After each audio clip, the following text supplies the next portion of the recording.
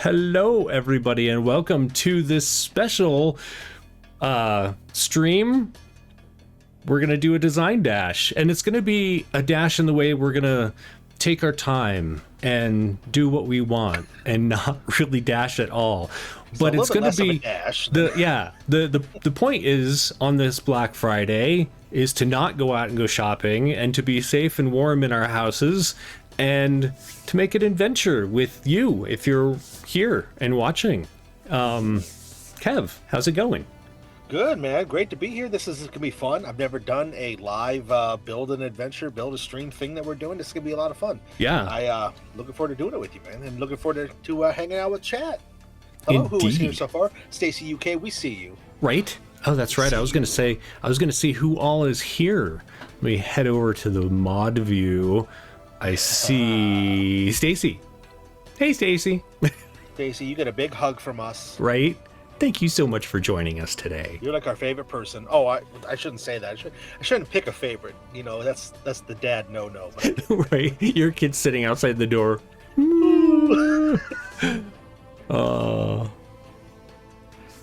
The Portal collection. What is Portal? I don't know.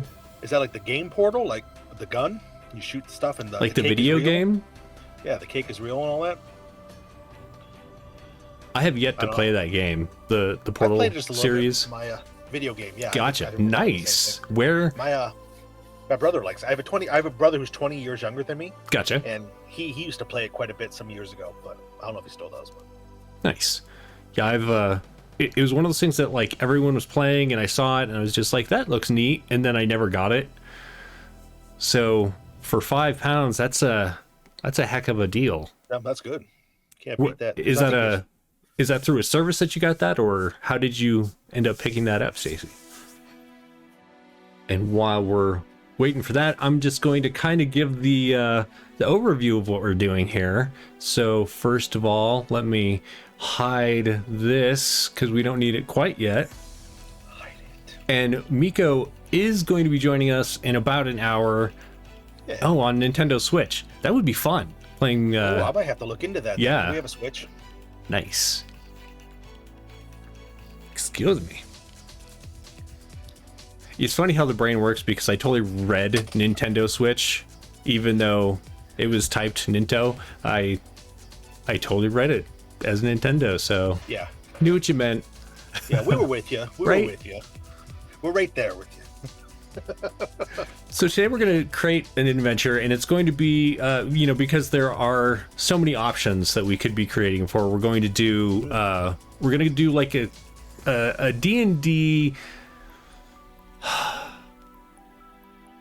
related, I guess. I don't want to say it's going to be with D&D rules because I want to try and make it as like agnostic as possible, whether it's system or setting.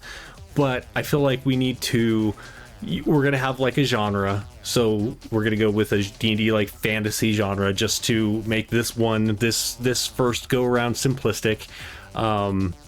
But it doesn't necessarily mean we have to draw on D&D itself. We can kind of make up what we want to. And then we'll just kind of like port it as much as possible to when we have a monster, for example, we'll say a Rakshasa is here or something. We're not going to say on page whatever of the monster manual. You can pull from whatever you're doing, and it may or may not work. We'll see how that goes. Hey, Raven, thanks for joining us today. Hey. Good to see everyone. Yeah. And so, and the other thing is, there are so many options that we could start with. So the idea is we're going to have 3 prompts, and you, the viewers, are going to vote which prompt we're going to go with. And essentially that prompt is going to be kind of the end game. Like, this is where we're building up to. What's the BBEG? And it doesn't need to be a BBEG, although when you see the prompts, at least 2 of them seem a little BBEG-ish. So yeah, why don't we get to the prompts, and then we'll set up a poll, which that reminds me, I need to get over to the poll setting up place. Yes, this is a thing. Oh yeah. Stream manager. High tech over here. Right. I'm gonna Raven, Sarah, start. I believe you and I just followed each other on the socials the other day, so it was always good to meet a new friend there too. So looking forward to see what kind of cool stuff we talk about and get to be buddies and chat that way. Raven's It's been good to be seen, so thanks for saying it's good to see me. yeah. Raven's been an awesome new chatter when we've been streaming, so that's been fantastic. I love that. That's one of the things I like the most about streaming and about just being involved with like all this online stuff, whether it was my podcast before or now the streaming that I do now, is interacting with people, meeting new people. I mean, like Stacy UK, for example, I would never meet somebody in Britain normally, because I'm in Michigan. What would I, how? Right. So it's cool. I get to actually meet people, interact with people, learn really cool different perspectives on stuff. And I know it probably sounds like a Hallmark card, but that really is honestly really cool. That's really, that means a lot to me to be able to do that. And Wanderers has been a really cool space for me to be able to do that. So totally. I love being here. I agree with you 150 million %. And statistically, that's possible. Yeah, hey, I think so. All right, so let's throw our first prompt up. There is on the, I think. Oh, my heart showed up on the screen. How'd I do that? Yeah, I've got all sorts of things up on our screen for today. If we have new followers, all sorts of things. Yes. Trying to unlock that goal. That's the word. There's a goal on the screen. Trying to unlock our next bunch of emotes. So all sorts of things I don't usually put on the screen because today's less of a focus on the game and more of a chatting. So we're looking for subs. Is that what you're talking about? That's our goal. Yeah. So we need 16 more subs to unlock more emotes. We get one of the moving ones, one of the animated ones. So cool. Excited for that because we only have 2 animated ones right now, I think. Oh man, we need at least 20 more. Right? I mean, like you head over to Critical Roles and there's just like you scroll and scroll. There's so many emotes. Oh really? Like how did you unlock all this? Okay, so they might have 1 or 2 people watching them. I don't know. It might be. They have I mean, I think their audience is at least a little bit bigger than ours. So yeah, I think so. I suppose I understand. Oh, thank you for gifting the wow, subs, awesome. Daisy. I feel like I guilted people into that all of a sudden. Oh, no. I feel weird asking for subs. I know. I'm really bad about it because I just want to play and have fun. Right. And like all the other stuff just feels like dirty almost. It's true. It's true. Thank you those days. So somebody get in here, claim that bad boy. Right. Let's this thing going. Let's do it. Okay, so our first prompt is up on the screen. We're gonna go with giants is the prompt when it comes to poll time. The next one, we're gonna call it cult because it's really going to be about stopping this strange creature from being summoned. But what an amazing strange creature that is. I went on Adobe Stock and went looking for things that were not created by AI, and I want to know who this person is in real life because I appreciate their imagination. What a horrid looking creature. Yeah, it's pretty wild. It's like a crown of energy or something going on. Right? Or it could be their amazing creature because look at all those arms that it could give you hugs with. Back massages, right? Everybody gather around, But I think what we'll go for more likely than not, if this one is chosen, is that we're trying to stop it summoning. But you never know. That makes sense. It's got some cosmic horror stuff going on. That's a whole lot of nope. Raven said we got a whole lot of nope. Yeah, it's true. Amazing. And the last one is a little more abstract. What is this thing? Is this a creature? Is it a presence? We're going to call it unknown presence as far as the prompt goes, but who knows what it's going to end up being if that's what's chosen. as we build this adventure together.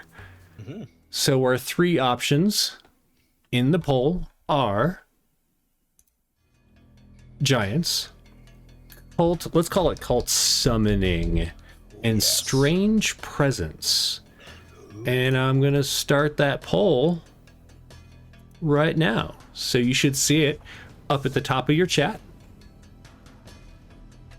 Go ahead and vote. That one's going to go for 5 minutes. So while it's going, we have time to chat about things. Why don't you tell me about next? We don't have a promo up for it yet, but next month you're going to be running a holiday adventure. Yes. Well, and so without spoiling, yeah, we'll get to that. But without spoilers, tell us about what you're going to be doing next month. Yes, absolutely, absolutely. I'm actually doing an adventure that I actually created for myself and some buddies a couple years ago. We were having a little impromptu holiday get together. We had like a potluck and wanted to play a fun, silly game. And so I put together an adventure, and it's gone through a couple different permutations, kind of gotten added to a little bit to make it a little bit well-rounded. But it's an adventure, kind of like today's adventure. It is system agnostic. It's not a game that has to be tied into a certain setting. But it's a game that basically is you play as elves in the North Pole, and there might just be a certain, let's say, invasion of the North Pole, and you have to fend off enemies that are there. It's going to kind of be impromptu, perhaps maybe even inspired by a certain 80s film of a similar thread. So it's going to be a lot of fun. And I can't wait to play it. Jeremy will be playing. Nice. Miko will be playing, and Beth will be playing. So it's going to be all the cool folks are going to be sitting down together. And we got some really cool art that's going to be coming out. I didn't tell the group this, so you're finding out right here first on the Design Dash, everybody. A good friend of mine who actually does art for a different stream that I'm on is actually going to be doing some custom art. So she's actually done... her name is Stray Dawn. You can find her on the socials at Stray Dawn. Her name is Dawn, I should say. But you can find her art on the socials at Stray Dawn. And she actually has already made the villain and like a cool promo cover thing for us. Yeah. Jeremy has no idea. Look at him. He's surprised. Right. Yeah. Well, it's awesome because I've been like, what are we going to do for like this promo? And you're on top of it. So we'll have to get that. We'll have to get that going soon for people to see ahead of time. Yeah, we'll get that very soon. She's finishing up some of that by the end of the weekend, probably. But yeah, that's gonna be a lot of fun. I can't wait to do that. That's on the 17th. If that's the day we picked, I believe so. December 17th. And that's gonna be a blast. It's gonna be a real big blast. It's gonna be real short, sweet too. It's not gonna be like a super huge long stream. Be about 2 hours. So probably won't do a break or anything. It's just gonna be pure, unadulterated Christmas fun. With my favorite Christmas movie as the basis for inspiration. So. Right. And that is the 17th of next month. And then the day before that, there's also going to be another holiday. Hey-o. Although this one isn't going to be good luck defeating the bladder monster, Stacy. I totally understand. Yes. Bladder monsters are nasty. I realized right before we went live that I had to go do the same. Oh no. So yeah, on the 16th, I'm going to be doing a Haven set, like, I should just stop talking because my brain is just not here today. The game is going to be set in my world of Haven. It's D&D 5e, but and it's going to be holiday themed, and it is like winter holiday themed. But I mean, they don't have Santa, and they don't have Christmas, and they don't have all of those things. It's going to be a game based on a specific event that has then been like repeated and celebrated throughout the years. And so I'm really looking forward to that. I've been wanting to bring more Haven to the Haven channel, so hooray! I'm excited. I was blown away when you shared with us the details about the new species we could be and the new kind of class features and stuff. I was really blown away and really kind of like, wow, I had no idea all this was here. I felt kind of bad to say that. I didn't really realize. But honestly, really cool stuff. A lot of even kind of the base races that we're used to, you've got some really cool interpretations, really cool twists on. Yeah. So I'm really excited to play in that. That's going to be a lot of fun. Oh, yeah. I appreciate that. Yeah, so it's gonna be a blast. I'm not just saying that because I'm gonna be playing in it either. Sure. Really do be fun to see. We got a great group together for that. I Yeah. don't want to go into too much because that's Jeremy's bag to talk about that. But that's gonna be fun. Nice. So we got a whole weekend of holiday fun. Is what Yeah, you're saying. it's going to be a ton of fun. Nice. And speaking of adventures, so you've never published an adventure before, right? Me? Yeah. I have not, and that's what I'm going to try to do with the adventure that we are going to be playing that I'm running. So that'll be something new for me. Jeremy's going to help me kind of figure out how that all goes, because as you know, Jeremy, you publish all kinds of stuff. I mean, that's let's say, what's the word for not? What's the word for shameless plug? That's what I'm trying to say. Right. A little bit of a shameless plug, but it's not a plug for me, But yeah, so I am looking forward to helping you get this out into the world so that other people can play it. Thanks. Yeah, I look forward to it. Yeah, because it's been a fun. I've run it like I said, with a group of just 2 people. I've run it with a group of like 8 people. I've run it on my original podcast that I was on. It can't be found anymore because the podcast is not around. But it might return someday. But yeah, and I'll be running it on this, all these different mediums, and it's been a blast every time. Nice. To, kick some butt. Has it evolved? Has it changed at all, like since the beginning, or has it pretty much just like flowed the way you wanted it to?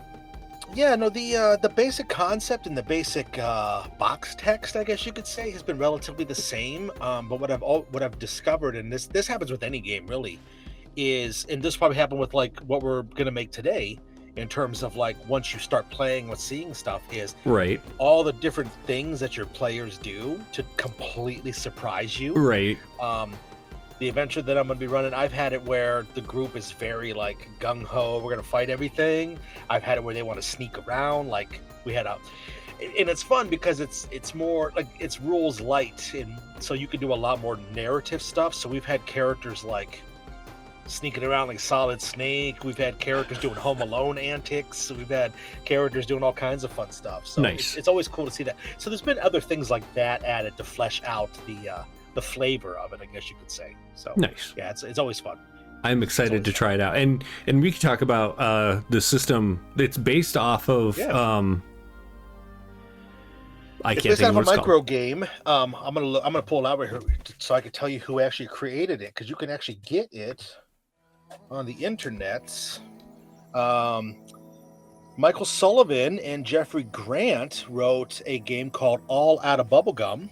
Right. Which, for those of you who are familiar with the movie They Live, it's a little bit of a parody of a line from that film that the main hero says that he's here to kick ass and chew some bubble gum, and he's all out of gum. And all out of gum. Yeah, so the game is called All Out of Bubble Gum. We've modified it to be all out of candy canes because of the holiday. I love it. And yeah, it's basically going to be, again, it's really rules light. Everybody starts off with 7 candy canes. If you want to do something kind of mundane, you have to roll a d10, get underneath the number that you have. If you want to do something kick-ass, you got to roll the number you have or higher. And it's all more narrative other than that. So yeah, it's gonna be a wild time. It's gonna be a wild time as they are elves trying to not die, or perhaps they want to die hard in the North Pole, right? As they fight an invader to the North Pole who comes in and captures Santa and has some nefarious purpose. So I love it. Looking forward to it. It's gonna be a blast. So our poll has ended, and the results were Strange Presents. Ooh, I'm actually surprised by that, although I guess I shouldn't be. I had a feeling, for whatever reason, I thought Giants was going to take it, or maybe the Cult. I figured Strange Presents might not be specific enough, but maybe it's because of that. So maybe.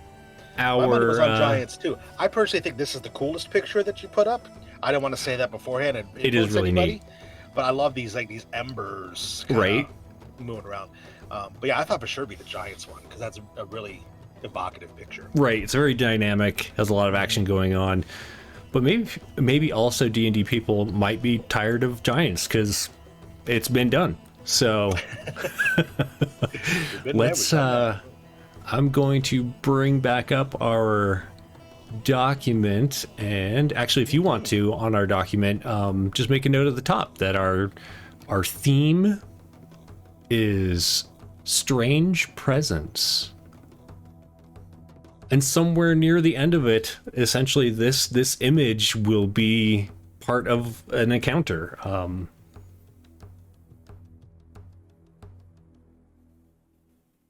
I also, while we're doing this, I'd like to point out that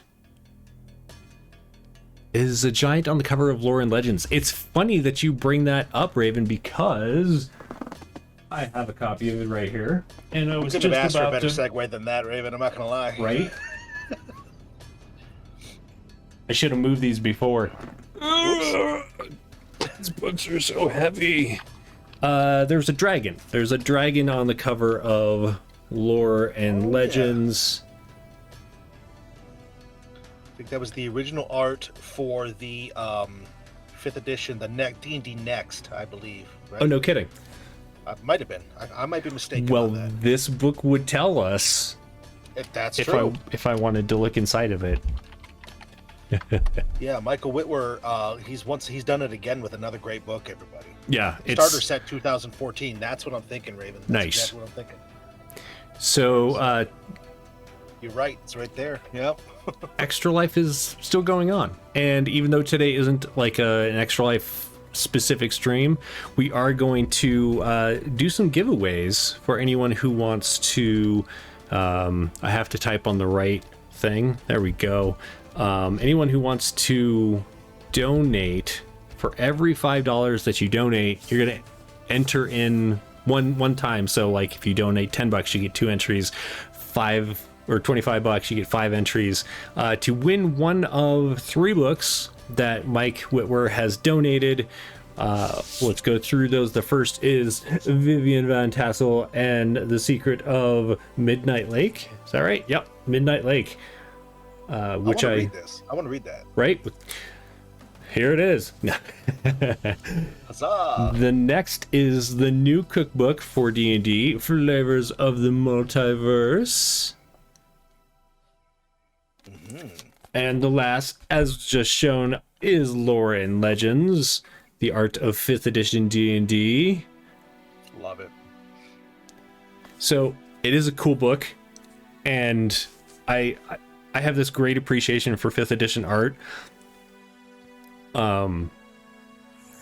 For those of you who have art on Arcana, though, it isn't quite the like walk down history lane as that book is. Lord Legends is just 5th edition, and so it's still a great book, and like knowing all of the details of these things is really fun. So if you have art in Arcana, it's still an awesome option to pick up.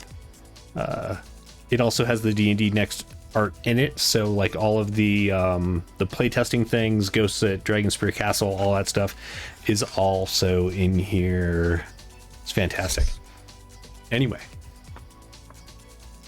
Yeah, that's what I was thinking that art was from the Ghosts of Dragonspear Castle, but I've actually looked it up while you were talking, and same artist it looks like, but it's definitely not the same picture. Gotcha. They're on a mountaintop on the one, or like a cliff on the one I was thinking. So similar Nice. looking party though, but Raven was right, which I knew they were. I mean, come on. Yeah, whenever somebody contradicts me, I pretty much assume they're Yes. correct, because Exactly. I have yet to meet. Write this down. I have yet to meet somebody in the community who like is not boisterous. That's the wrong word. Is going to actually correct somebody unless they know. You know what I mean? They're not going to be like, "Hey, now," unless they know for sure, because then they'll, people start assuming. Oh, nice. Worked in an LGS. I worked in an LGS long ago. I noticed your local gaming store was not friendly. I noticed you didn't put an F in the top there. I didn't want to say anything, but I'm just teasing. No, I worked at a friendly local gaming store too back in 2007 to 2009. Nice. I worked at one in my hometown here. Blast. It was the funnest job I ever had. I'm not even joking. I would still be working there if I could. I loved it. Just, who doesn't want to get paid to hang out, talk about games, play games? Totally. It's a blast. 2017, 2019. Nice. I pretty much worked at one for free. What? for like 3 years when D&D 5th edition came out. I volunteered to run games there, and it started off where I was like one a week, and then 2 a week, and then 4 a week. And then I was up to like 5 to 6 days I was there. Yeah. And on the one hand, like the DMs and the hosts and stuff, they did get like gift certificates for running. Sure. And so like for the first couple of years I didn't have to pay for D&D books, which was fantastic. Yeah. But like I didn't really, it wasn't a job. I didn't get paid to be there. Sure. So yeah, lots of fun. Yeah, I liked doing that. I liked working at a video store once upon a time. Video store? What's that? Yeah, and I used to love working at the video store too. I was the guy who, hey Kevin, what's that movie with the guy with the eyebrows? Right. He's talking to the person with the coat. Oh my God, it's this movie. Oh yeah, have you seen that? No, I just know what it is. You know, I was that guy, so that was fun. Nice. Oh yeah, Raven got so many people to sign up for the Adventurers League night. They needed another day. Yeah, that's how it goes for sure. That's good though. It means you're doing something right. Love that. You know, I just now noticed, this is funny. I'm sorry. I just now know I'm like leaning to read comments in the chat, and it's right here on the main screen. So I don't need to be doing this. I can just look normal. Wow, how long have I been doing this, guys? That totally reminds me of when I'm playing video games and I want to see what's around the corner, because I'm like, right. Why can't I see it? Doesn't work that way, Jeremy. Mm-hmm. Oh, I was going to mention earlier about the agreeing to people who contradict you, because if you've ever listened to Midst, which is not done by Critical Role, but they've been like the people have been helping them to really get the word out about it. I started listening to them last week or a couple weeks ago. It's really enjoyable, but they're unreliable narrators, and I'm like, I'm the unreliable narrator of my own life, so I understand. Yeah. Nice. I love that. That's one of my favorite tropes, honestly, is unreliable narrators. Yeah. I love doing that in a game, in a TTRPG. Right. The patron or the person who hires you or whatever has a secret the entire time and it bites you in the butt at the end. I love that kind of stuff. I do enjoy using things like insight and like insight checks to do unreliable narration, where you don't tell them, oh well, you can tell they're lying, or you can't tell if they're lying. You explain something different than what they're trying to portray, and then they build off of that. That's a ton of fun. Totally. So maybe, I guess, let's dive into our document here. Oh yes, let's dive in. Diving on in. Okay, so our theme is Strange Presence, and we need a starting location, so why don't we do that? Oh, starting locale. So what does chat think? Where should we start? This image that we have is very... open-ended. Very ambiguous. There's the word I wanted, ambiguous. It's obviously not in a building, but depending on, I mean, this still could be in a town because there's smoke that's rising around. It looks like maybe there was snow. There's some trees that have fallen over. Was this like some kind of creature that erupted, or a presence that erupted? Is it something that fell out of the sky, or came through a portal? Did it crash down from a meteor from the sky? Oh wait, that's my other game I'm thinking. So what do you all think as far as a starting location? Are we in a town? Are we... There's giant thorns in the foreground. It does, yeah, like roots, giant thorns, like a thorny brush, for totally. Sure. For sure. So this could be a forest, maybe, edge of a forest. Maybe there's a town on an edge of a forest, or an enclave or something. So all good points. Is this a city or is it a town? Like, is this, do we have a big population nearby, or is it a smaller population? It's interesting. Well, we got the person in the picture. Looks like they're kind of dressed. I mean, I can't see it too well as I zoom in, but it looks like they've got maybe like a fur or something around their shoulders. Maybe they've got some sort of maybe hides or something is what their clothes are made out of. So yeah, it could be something on the fringes of civilization, maybe something a little more frontier-like. Raven likes the idea of walking toward... Again, I'm doing it still. I'm looking over like this past my microphone. Right. Raven likes the idea of walking towards the village and see smoke rising up. I love that too. That's a great plot hook you're an outsider who comes in amongst something. And Yeah. figure out what's going on. That's always juicy.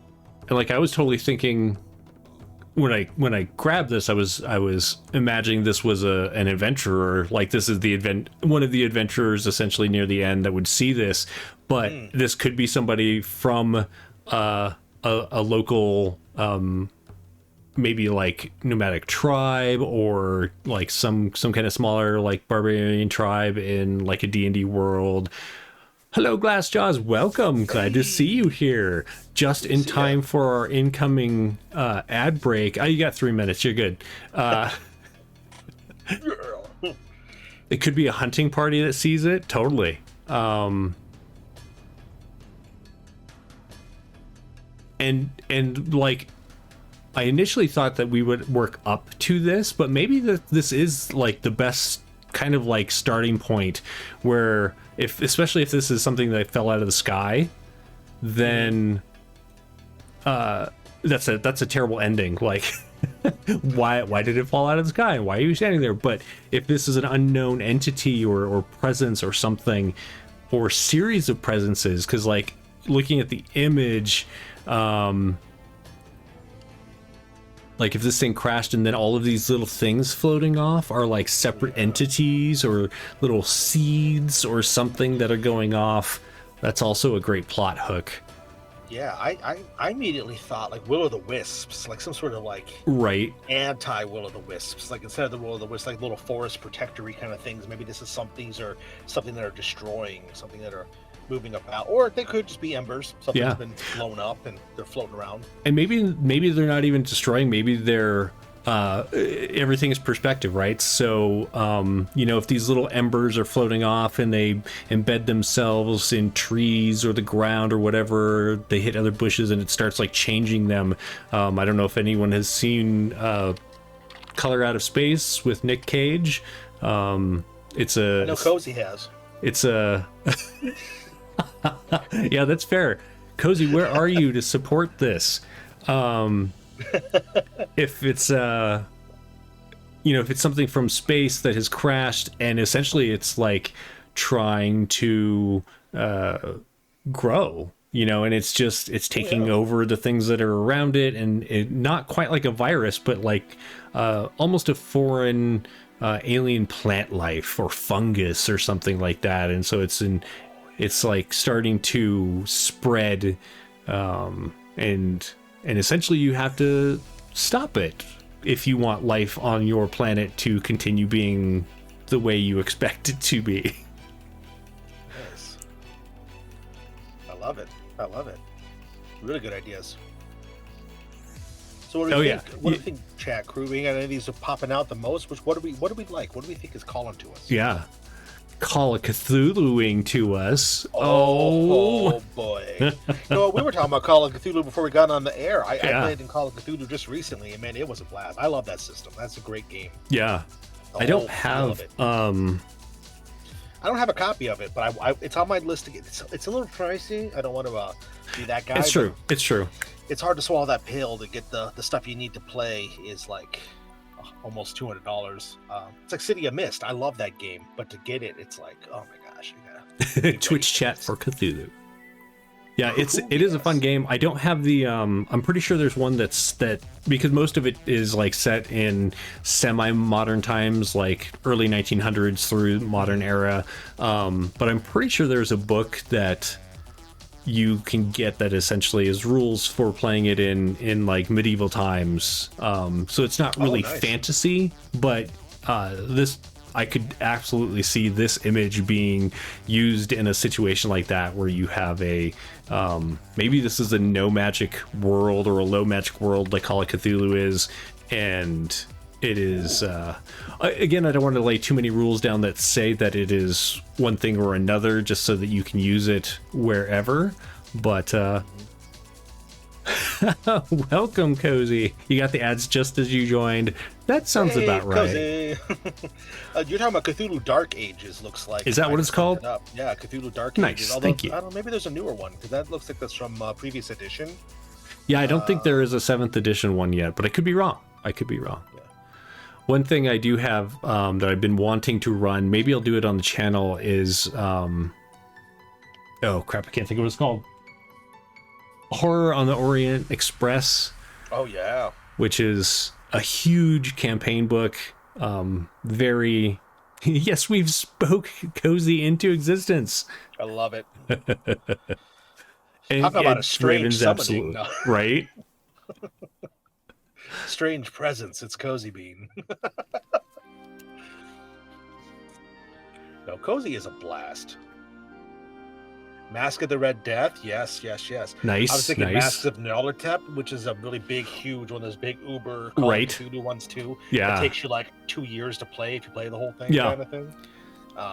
Tons of handouts. Like it's a box. Yeah. And like 75% of it is handouts. Yeah, Horror on the Orient Express is the same way, and I had to choose between that and Masks.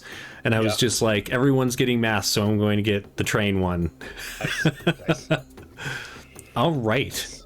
Okay, so let's go with this is we're gonna call it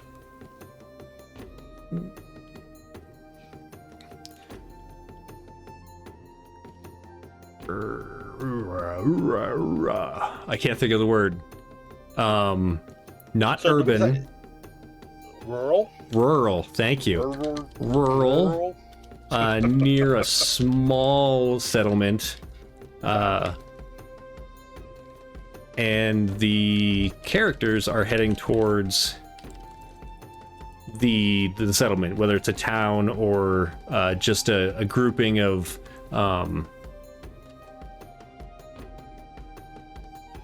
like, what would you call like a settlement that is less about hooray for beating the ads monster?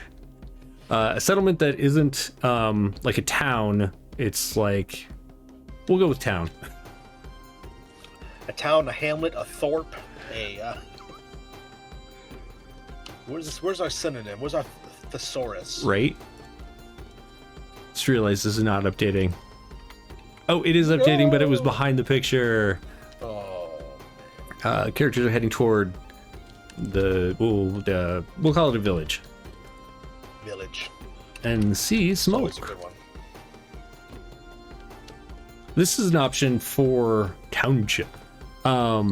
This is a good opportunity for, like, you know, they show up in town and they have a little bit of time to role play and you know, be there for the reasons that they were going there, and then like things start happening. Mm-hmm. Like it's not a like they get there and the people in town are like, oh, we're so glad that adventurers have arrived. Please go forth and solve this problem for us. You know, maybe they're going to see family or friends or something like that, or they're, you know, trying to work out some kind of deal with somebody, and maybe that person or those people get infected with this alien fungus. Now we're talking. It never ends well. That's true. It's so true. So if you're in 3 and below or 7 and above, you're safe. Is that what you're saying, Glass? Or 4 to 6, you gotta split the party. That's what I'm seeing. The final girl type. Nice. Mm-hmm. Awesome. I love it. So let's go with the characters are there. For personal business or for personal reasons. Sure. When people they know. Sorry if my typing is really loud. I'm trying to type quietly, right? This is a typing exercise, so I guess you have to expect it.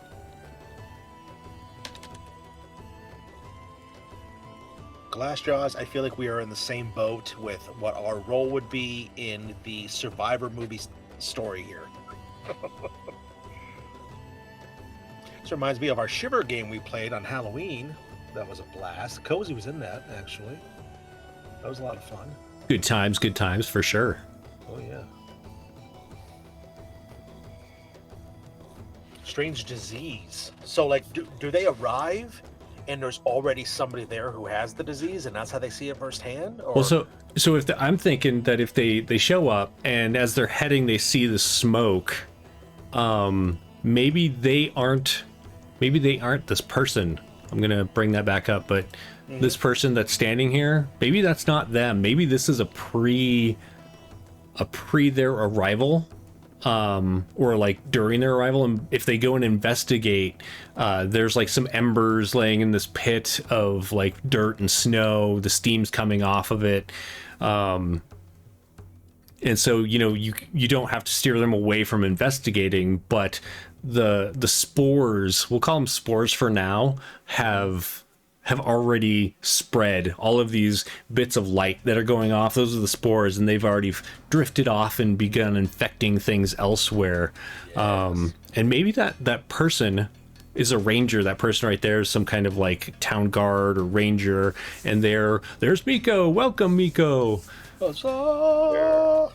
I heard you all needed the benefit of my mediocrity today. I mean, we were about to go over the top, and so we need you to bring us back down. Oh, that's easy. Yeah, we were about to make this great, and we were like, you know what? No, we need to bring it down to mediocrity level, right? And, get it right middle of the road for everybody. So thank you, Miko. Just right on the. This is interesting. We were thinking that, and we summoned him into existence. Just like a minute ago, we were talking about Cozy. Right. We summoned her into. Maybe there's something going on here today. There's a certain kind of magic right in our post-Thanksgiving bodies, I think, So I just want to go back because I was talking when I saw it. Stacy says that she loves that we're trying out the creative collaborative streams like this.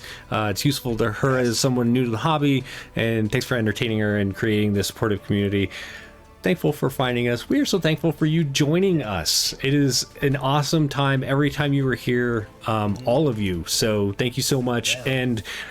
And building this community is part of why I wanted to do this today. Is give you all something to do instead of going Black Friday shopping, because who needs that kind of horror in their life when you can be here and make a horror story with us. That's right. So fun fact, I have not left the house for any kind of Black Friday shopping sort of endeavors for 14 years.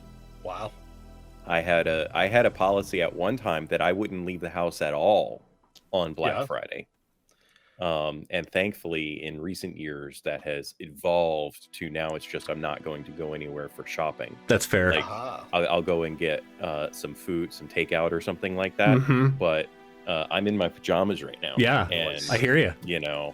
It's Pajama Friday is what we know it to be around this house. Absolutely. I did have to put my pants on to go out and remove snow and to take Libby for her walk. And then I promptly changed back into pajamas when I got back. Because no one wants to sit on a stream in their pants. That's right. I love this. We got so many cool friends in here today. It's a kind of magic for sure. I was also thinking about Queen from that famous Highlander movie. Oh yes, absolutely. Yeah, they're remaking Highlander. I heard this. Hollywood just needs to understand certain movies are great. Right. They can just be left alone. But hey, I didn't say it here. I don't necessarily mind if they're remaking Highlander, because then they might remake the shall not be named second sequel. Right. Yeah, terrible sequel. Highlander 2. I don't think there was a Highlander 2. They went Highlander 1 and then they jumped directly to 3. Highlander, it was Final weird. Dimension. Sure, yeah. Yeah. Yeah. Highlander 2. Let's make them all aliens. Not a great choice, all. Not a great choice. I feel like Highlander 2 was a different script, and then they were like, okay, let's try and force this to be a Highlander script for some reason. Oh, yeah. It was kind of like what they did with Halloween 3, I think, where it had nothing to do with the previous movies, but was worse than that. Yeah. No, there was no Highlander sequel. There was a third one. There's like 6 of those movies now. Yeah. I didn't mind the third one, and then they did a fourth one and completely ignored the fact that there was a third one, or there wasn't a second one. And then there was one about Duncan that ignored the other two. It was just so weird. Did you see the anime? There was an anime too. I don't think I've seen the anime. Yeah, there was an anime movie. And there was a cartoon that was on USA for a bit. Yeah. What? They also with had, Quentin McLeod. He was like a redhead kid. He was like a teenager Highlander. Yes. 2 different TV series. Right, yes. Right. Which weren't actually terrible if you... No. They for actually, the time period that they were made in, right, not terrible. Right, they were good for that time. Yeah, no, I like that Adrian Paul one, the original Highlander. I didn't really get into the Raven so much, but I did like that original one. I thought that was pretty cool. Yeah, I actually need to. It's on my wish list to go and get the DVDs because I've never seen the whole thing. One of these days. One of these days. So I guess we should catch Miko up. Kevin, how do you feel? Yeah. Do you feel confident in doing that? I'm gonna go get some coffee. Yeah, I'll do it. So basically, yeah, Adrian Paul is awesome. And his hair was glorious on that show. So I mean, let's get real. Well, but he's a decent enough actor, I'll say. Right. Decent might be a good word there. but yeah, no. So we're making an adventure. The group, maybe I can't catch Miko up on this. The buddies in chat. We were talking to Nicolas Cage. I wish we were. The buddies in chat decided that we had 3 different pictures that we showed. I believe you've seen the pictures already, so I don't need to recap them for you. Yeah. But this was the one that everybody liked, that they thought would be the great thing for our impetus for our adventure today. So what we're doing is we're making an adventure based around this picture here. Kind of was going to be pseudo the end game picture, but it also could kind of be in different spots wherever. But what we've come to so far is that the theme is that there's a strange presence. And we're starting in a rural settlement, near a rural area, near a small settlement. And the characters, PCs, are heading towards this village where they see smoke on the horizon. They were known to be coming into this area for their own personal reasons, whether that's as a group or as people or as both. And because of that, they've come here, and the main inciting thing that's going on that's tying into this picture is that there was a strange disease. There's like a weird, like these are, we're calling them spores for now. These strange spores are infecting the populace and doing something. And that's where we've gotten. We haven't gotten too far past that. So there's still a lot of stuff still open in the air in terms of what's going on. There's been some mention about some cosmic horror aspects. Maybe that's what's causing part of this. There's been some ties into, as you can see, Highlander's been being talked about. Now Nicolas Cage is a big thing. I feel like Nicolas Cage has to be involved. I mean, that was terrible. Not very good. But you kind of got it at the end. It's all right. I tried it. But so yeah, what do you think? What do you think about what you're seeing here, Miko? Do you have any sort of immediate thoughts when you jump in and you see this figure? We're thinking maybe this is a ranger of some sort that's seeing this. Might not be party member. This could be an after the fact. This could be maybe this happened someplace else and this person's seeing it. Who knows? Set it in Pennsylvania, in the town with the permanent coal fires. I like this idea. I'm from Southern Ohio, near Pennsylvania, so you know what? This rings true to my roots. But when I look at this picture, I see what you're going with the spores. I think that resonates very well.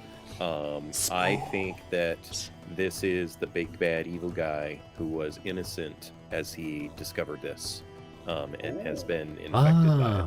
Oh, nice. That's what I think this image is. I love that. This is the awakening, as it were. I love it. This is the picture that you put on the cover of the book. Yep. That everybody just think is awesome splash art, but it actually has all of the meaning about the fundamentals of the story. Nice. I love that. Love that. So I was going to add. Go ahead, Kevin. I see you typing, so you do that. I'm gonna mute myself for a second, so I'm like in everybody's ear. Jeremy, did you spot my note in Discord that I sent you? You did just now. I did just now. That's right. Yeah. Oh, yeah. That's on purpose, just so that we can make sure we see. Okay. What's going on? The other interesting aspect to the art is that, I get what some people are saying in the chat and whatnot, that this looks like fire. But when I look at this, I don't necessarily see fire. When I look at this, I see an otherworldly kind of presence. Right. The whole smoke and mirrors type component that occurs, what we know to be smoke and mirrors from Hollywood and magic and all of that kind of stuff. I see this as the smoke and mirrors of an ethereal entity, rather than some kind of like fire component. Definitely. Or the invoking of a vision of horror by this ethereal entity. Like, this is what the big bad evil, the innocent guy before he has become the big bad evil guy, obviously, this is what he sees all around him. He sees devastation and destruction and annihilation, and that this is what drives him, that now he has to prevent this, and he's willing to do everything to prevent it, even if it means that he has to destroy something else to do it. Nice. I love it. One of the things I'll point out... Raven's just said in the chat, he sees through to the apocalypse. Oh, yeah. This is like the envisioning of the apocalypse, right? And these motes, spores, as we call them, I think still play in the adventure, in that the ethereal entity is releasing these spores, and they still are going to like infect the populace to do whatever we want them to do in the end. But like his whole thing, that's secondary to his whole thing about trying to prevent the apocalypse and willing to go to the ends of the earth and kill everyone to do it. Nice. I love that. So what if the spores are kind of like a terraforming in order to change things to prevent said apocalypse? Could be interesting. Because like if the spores, obviously I missed out a part because I went and got coffee, but if the spores are changing things like we were talking about, whatever it is they touch, they're altering it via color out of space, or what's the other one? Annihilation. If you've seen Annihilation, I can't think of what it's called, but the presence there that changes things into that fucking bear. If you haven't seen Annihilation, go watch it and then tell me that fucking ride. Bear is not directly out of somebody's nightmare. Yeah, that's a wild ride, that movie.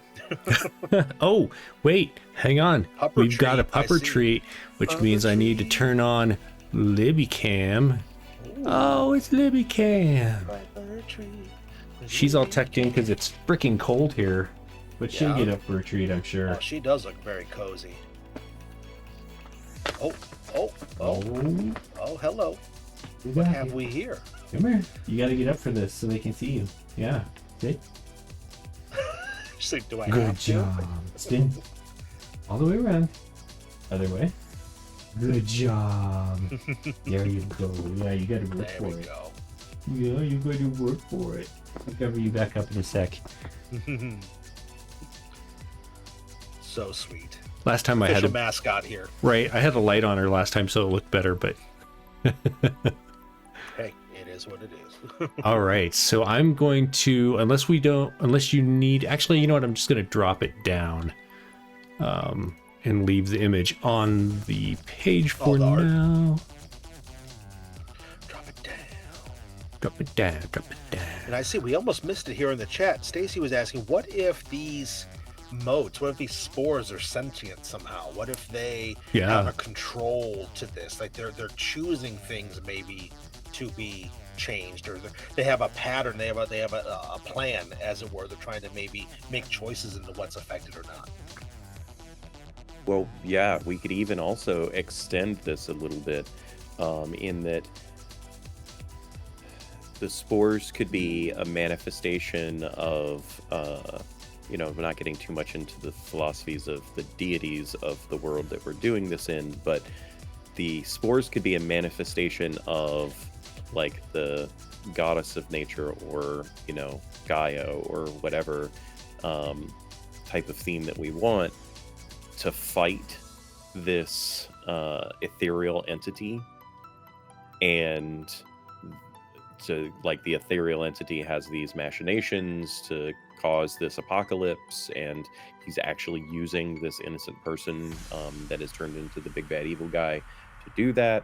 And then they are corrupting the spores, which are supposed to be there to combat this transformation that the ethereal entity is invoking.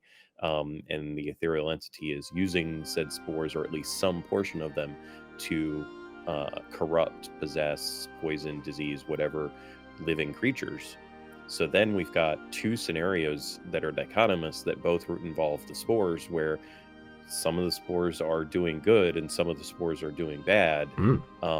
And that whole thing is just part of the adventure that is something else that the PCs have to solve.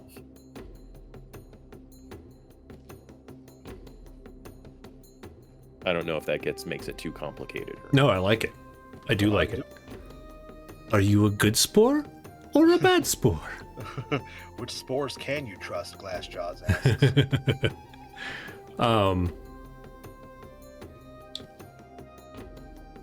And then that does give us the chance to throw that bear into this. Right. Because if we're not causing nightmares, what are we doing? Well, I will, play my lines and veils here. I am not a horror fan, so I don't really design for horror games or play in horror games or anything like that.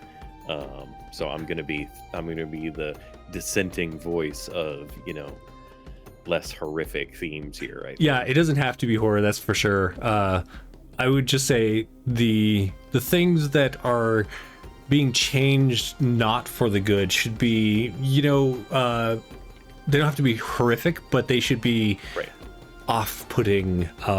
Yes. Maybe disturbing. What's that? Disturbing. Yeah. Even if it's just in a way that it's because they are being altered from themselves, and so it's obvious that this isn't that person anymore, that dog isn't that dog anymore, essentially. It doesn't need to go full on the thing. The husky doesn't need to like tear itself open and have a big mouth. Yes, yeah, let's not do that. Yeah.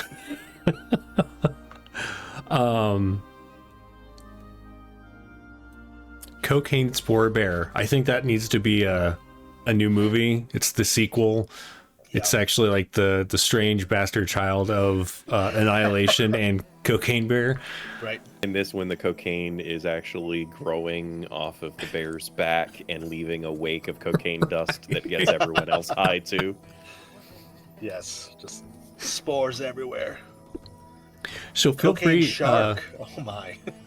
But both of you should feel free to jump in and type out your thoughts here as we figure out where point A goes to point B and stuff. Essentially, we started off with the group is heading towards the village. We know this, and they're heading there for a personal reason. Even if that personal reason is business, like maybe they are going there to set up something or sell something or whatever. This could be a also dropped in as a adventure somewhere along your campaign. So maybe they're going from point A to point B and they're stopping to visit their cousin or somebody who lives in this village, etc. And they see the steam or what they think is smoke. Maybe they investigate it, maybe they don't. If they do, when they get there, the gouge in the earth is empty. It has already been it has cleared itself out, let's say, and that person in the image is gone. And so there's still the mystery of what caused it. But as a short amount of time goes by, things begin to change in the village. Is there some sort of timeline the party would be on to try to stop this thing, or is that, do we feel like too close-ended to the type of adventure we want to tell? I mean, are we trying to do a like a typical one-shot where it's all contained, or are we trying to do something that's more open-ended for potential other bigger things to do? Right. Or is that really just going to be kind of left open-ended with the way the adventure would end, do we think? What do you think, Miko? I think it's at least a arc of an adventure, if not a long adventure. This is more than a one shot. Like the imagery that we're invoking, the problems that we're solving, that's not something you can solve in, 1 or 2 episodes of a standard, TTRPG session. This is something that you have to build up to, that you have to slap people in the face with, and then build up to the cause of, and then, not prolong the solution to, but, have the solution mean something. For sure. So then, do we want to have a specific point we're focusing for how this specific adventure in the, let's say, trilogy, for example, just to have a nice term we're using, like, is that picture that we saw, is that like the end of this adventure? Because I know we were talking about that being an end point, and then we've been talking about there being other things going on. Maybe this could be maybe, I don't know, somehow the town gets destroyed somehow, or maybe there's like this awakening that's happening, doesn't really fully happen at first. Maybe this is an NPC that you're trying to protect the whole time because they seem targeted by the spores, and maybe they still get infected somehow, and that leads to the rest of the adventure. Do we have any sort of thought about that? I mean, this is kind of stealing a little bit from my Chaos Arcs series, but I spoilers if you haven't watched it. I personally like having the quote-unquote big bad evil guy not be present the entire time. Yeah. Mm-hmm. Right. Yeah. It needs to be like, one of the things that frustrates me so much about a lot of TTRPG adventures out there is that everything about the big bad evil guy, and you're just trying to build up stopping them, right? Sure. It's a failure in trying to learn what their machinations are, and learn what their motives are, and learn, and yes, gathering resources to stop them, but it needs to have some component of, we don't know what's happening, we need to figure out what's happening. Now we know what's happening. Oh wait, but our assumptions were wrong about what that something was. Right. And then, that event, and, you go through that series of steps of, okay, now we really do know. Oh crap, the apocalypse is upon us. Hey, who's that guy? Oh crap, Right. That's that guy that the townsfolk was talking about that disappeared, that, he was supposed to be the one to check things out for everybody, right? Like there needs to be that progression until you find out that guy who was supposed to, be the one that investigated everything early and disappeared, he's actually the one that's causing the problem right now, right? There needs to be a build-up for that. Maybe he doesn't disappear right away, but I think you're right. I think this image that we see is the prequel. This is what happens before anyone shows up. And essentially they're showing up, the adventurers are showing up shortly thereafter, after this infection. Let's just call it an infection, whether it's I like this idea that it's kind of a fungal spore thing, especially because then it doesn't get remove curse and right, cure, lesser restoration, all that. It doesn't just like fix it, and so it is a life form, and it is spreading, and it has already gone off and started doing these things. And so when you show up, maybe this fellow is still there, and multiple people will disappear, so that down the road in Adventure 2, you don't know who is the person who carried off the disease, essentially, or this infection.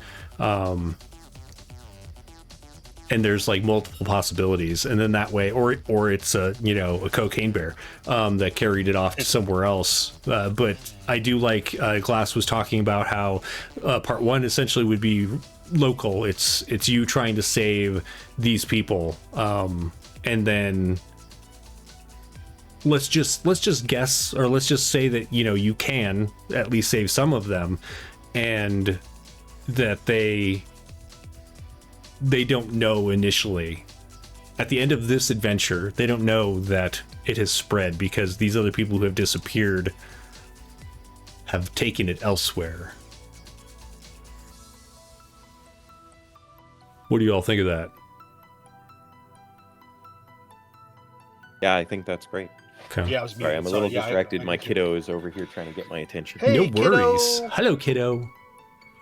Kiddo cam. We have Libby cam. Now we got kiddo cam. I need Right. something fun to put a cam on. We're gonna do Poe cam. This is Edgar. I got this at a Hobby Lobby. I saw this and just had to have it right before Halloween. This Wait. is Edgar Allan Poe. Oh, on a doing his toilet? great- Was that Hobby Lobby? Yeah. Oh, not Hobby Lobby. Excuse me. Michael's. Oh, not okay. Hobby Lobby. I don't shop at Hobby Lobby for certain reasons.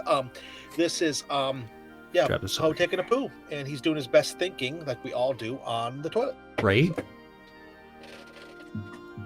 I feel like chat's going slow enough. I can drop this over here. If anyone does need to see the image, I can always blow it back up. So you just let me know. Well, I personally do my best thinking in the shower where I have no possibility of actually Exactly. documenting anything that I'm thinking. So, Yep. Actually, I think it was Ginny D that has, I could be wrong on this, but I think she has a like a shower notebook. Like you can, it's like a wax pen or something like that, and you can write in the shower because she has all of her ideas there too, and I completely understand. Not that I have my ideas in Ginny D's shower, but you know what I mean. Exactly. When you're showering, your brain just starts coming up with all the stuff.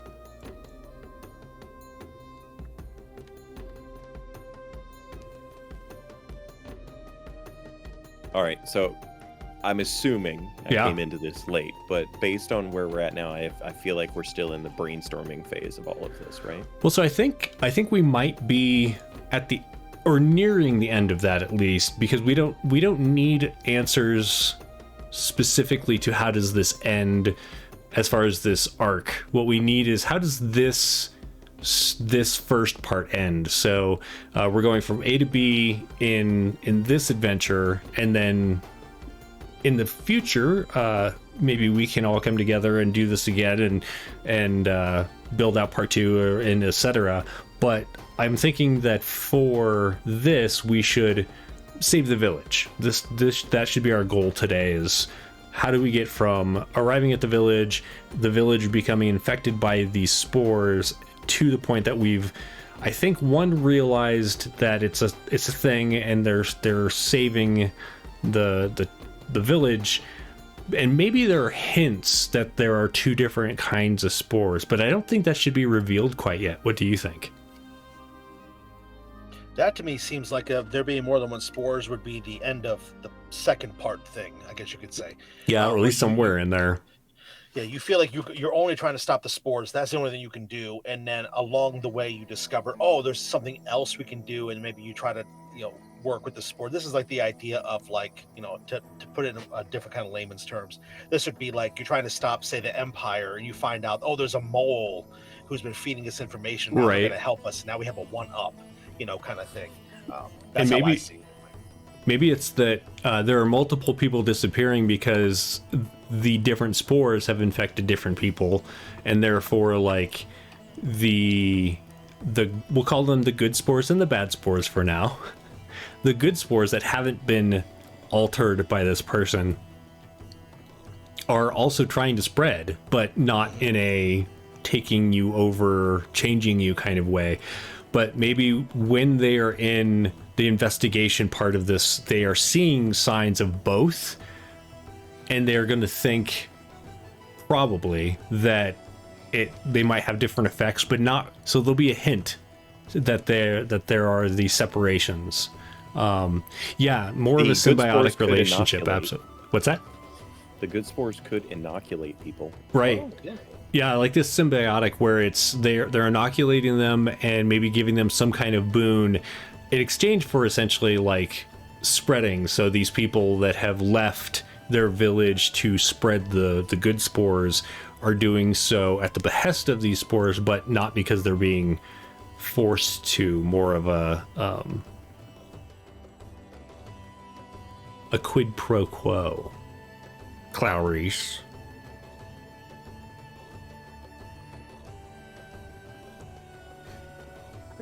So for this adventure, we need to name our village, which is always the hardest part, and then essentially have we need to have a few encounters here. What is it that begins to be revealed? What things start coming up that show that there is a sign of this infection, and then how do we get from there to the adventures saving the village? What does that look like? All right, so we said that there's we started off, there's kind of two different ways we started this, so we kind of want to reconciliate that. We have basically, the one idea was the very opening scene would be they are about to arrive, they see smoke on the horizon. Option 2 would be they come into the town, they have a moment to interact with everyone before said event happens. Is there a way to combine those two things? Like maybe they see smoke and they think there's danger, but it's actually just maybe somebody's having a bonfire or something? I don't know. No, I think that is, I think those are the same, the thing. Like, so let's say you're heading towards town, you see smoke, you have the choice of going and checking it out or not. But in either case, the infection has already begun. And so if you go and check it out, that is all empty. There's nothing there to find. But at least that wasn't stolen from them. Like, when you don't allow players to go do something, they're going to want to go do it more. And so I think you should give them the option to go and investigate. And maybe there's like, it looks like something has fallen out of the sky, essentially. And that this impact has, there's some smoke from it, but that smoke they saw, that mist that's in the image, isn't what is left. So like you were saying, Miko, that is part of this presence, right? And so what smoke is left are just these little like bits of impact residue burning, you know what I mean? And so they get the chance to investigate this, but there's nothing there to really do anything about. And then if they don't, then they just go to town. But in either case, that everything has already been set into motion. Does that all make sense, Kevin? And then they should be in town for at least a little bit, checking on their loved one or whatever reason they have for being in town, and they'll be there for long enough to realize things are starting to change, at which point they'll have their reason is one of those things that gets changed. So if it's like their cousin becomes altered by this thing, etc. What about yes, turning the trope of saving the village on its head, in that the village has already kind of saved itself, right? If we're going on this notion that there's good spores and bad spores, and the good spores are like inoculating against the infection of the bad spores and that sort of thing, what about if the smoke from the village that they actually see is at the edges of the village, on the outskirts, where the village that has lived, that is, you know, quote unquote infected by the good spores, even if they don't know it yet, has survived, defeated most if not all of the villagers from their neighbors, defeated the ones that got infected in a bad way, slain them, and is now burning them because of the concern of like the malignance of the infection. And the smoke that they see is actually just a giant pyre from them having to deal with their neighbors. Right. And what if the bad spores have kind of done some stuff, that's what's caused the alarm, and now they're actually burning people who have good spores, not realizing that there's something going on. I am Man, you entertained guys are that, so that Miko doesn't want to light. do horror. You took but like my the level of opening scene, disturbing and just took it to 12. right? How is it disturbing? Are these people already dead? I thought this was you said they're already killed. I'm entertained by how Miko doesn't want to do horror, but our opening scene is them walking into a pile of burning bodies. Right. I didn't say they were walking into. I'm saying they're seeing. We're going for disturbing, not horror. I think the problem is that essentially is undoing everything that the characters have to do. No, because it's still spreading. They've saw like the problem is not just for the village; it's everywhere. Right, but you're like, going beyond this. So essentially, part one. Because remember, we're trying to build like a part adventure here. So part one here is them finding out about all this, but they have to investigate the source, right? So like if we have like it's very easy for members of the village and stuff to have like to have infected members of the village, I should say, to have survived and gone out. Kind of like yes, as Raven is saying, evil spore zombies, right? And that could be the first encounter of the game. I always love kicking off an adventure with, you see smoke on the horizon, roll initiative, and you're being ambushed. That's a cool narrative component. So they could the adventurers could get attacked by evil spore zombies on the way to the village, implying that when they do arrive and they see the surviving villagers that are there, dealing in the aftermath with the pyre of their infected neighbors, right? That it's not just, they didn't contain it. This was definitely not contained.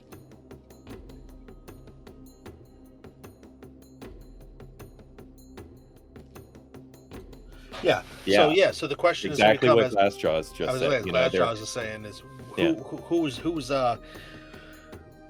that paranoia aspect. We were talking about the thing earlier, kind of almost as a joke, but like kind of that aspect of like who's being affected, who isn't being affected. And there could even be with that paranoia, maybe the townsfolk are even leery of the PCs because we're establishing they're not from the town. I mean, they might know people in the town based on the personal connections we'd be establishing in the session 0, but there could be this distrust and this weird paranoia as to this thing fell and did all this, and then you guys happen to show up 5 minutes later. Did you do this? There's a paranoia towards the party too, maybe a little bit, as they are trying to investigate. So you might inherently have red herrings you can build into the mystery of like, this person doesn't like us. Do they not like us because they're behind it? Is this person infected? So they're thinking different. You can have all these different kind of levels you can play with that way. I also how like RP heavy you want to make it, Yeah, I also like the notion that it's not just like the paranoia aspect. It's like we're touching on all of the cornerstones of why people need therapy here, right? Because it's loss, it's dealing in horrific ways with your neighbors that you loved, or there's lots of different components here of what the trouble is for the village, but it doesn't necessarily have to be that the villagers are getting attacked by evil spore zombies or something. It's kind of turning away from that trope. The village doesn't need to be saved, but they're not going to know, the PCs aren't going to know the broader scope and how everything is going to get worse soon for everyone all around until they go and investigate the cause of all of this pain and suffering that this village has just gone through in basically losing half of the population of their village. Mm-hmm.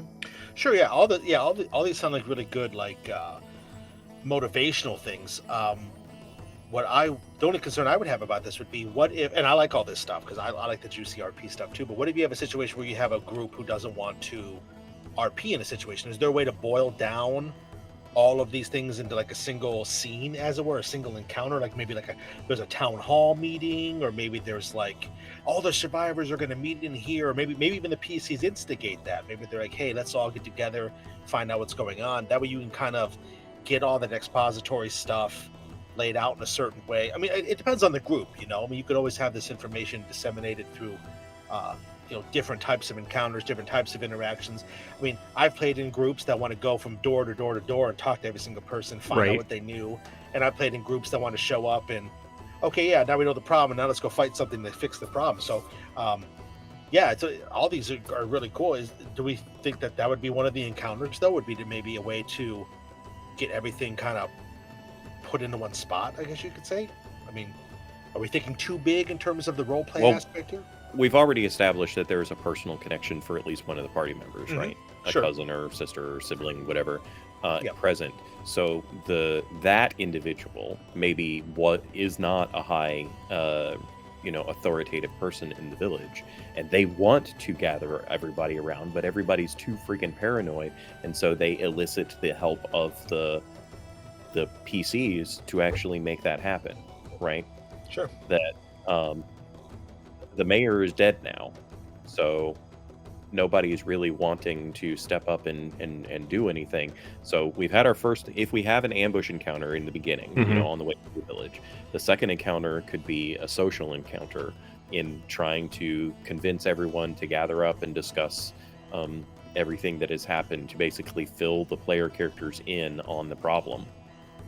Yeah, what if it's so you have your ambush to begin with, like they see the fire, they get ambushed by these spore zombies. When they get into town, so essentially you have three factions. You have evil spore zombies, you have people who haven't been infected, and then you have people who have been infected but inoculated. But I feel like there is like to increase that paranoia, perhaps there are signs of inoculation where the spores are giving you some kind of visually separate effect from a normal person, and then the person that you're there to see, your personal connection, maybe that person is a good spore person.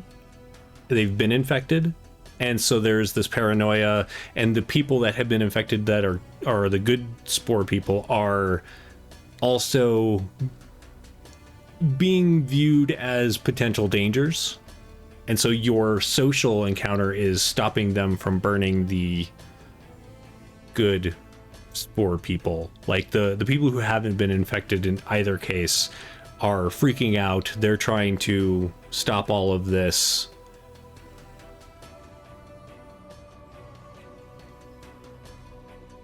But that does also open the door for murder hobos that are just going to come in and like start killing everyone. So, thoughts? I mean, you gotta leave room for all play styles, right? Yeah. Well, then you could have, maybe that's we were talking about the potential picture of the person on the front. Maybe that's if the PCs do get murder hobo-y and out of line, you have there be the town guard who was maybe investigating another crash site, which could also kind of maybe foreshadow part 2 where it's spreading more than just this town. Maybe they come back and they I always hate to do this, but if your PCs are really going to ruin the adventure by killing every single townsfolk, you have the guard, ranger, hunter, whoever come back and apprehend them, arrest them, stop them, whatever, kind of, hey, no, there's more information, what are you doing? Right. As opposed to just letting them just waylay a whole town.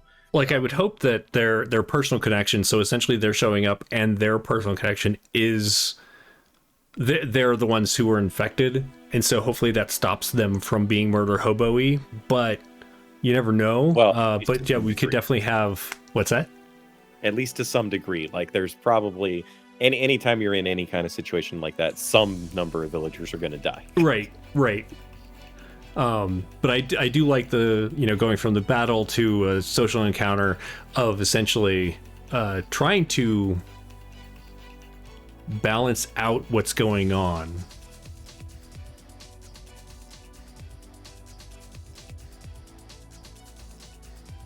Actual Also, murder thank you, hobo Kevin, for would work typing a lot of fine. this stuff out. Oh, no problem. Just trying to keep up. Actually, murder hobo would work fine. They would just lose contacts in the regional part of the world or of the adventure, and their family or whatever. Yeah, things happen.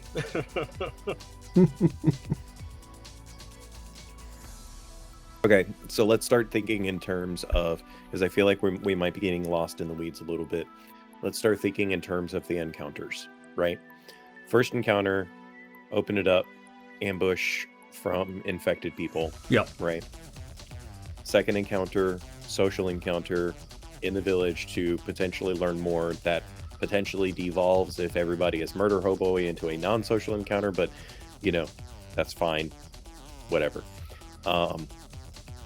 What does that lead into as far as the third phase of this, where they have to go and actually investigate the cause of the source of the problem?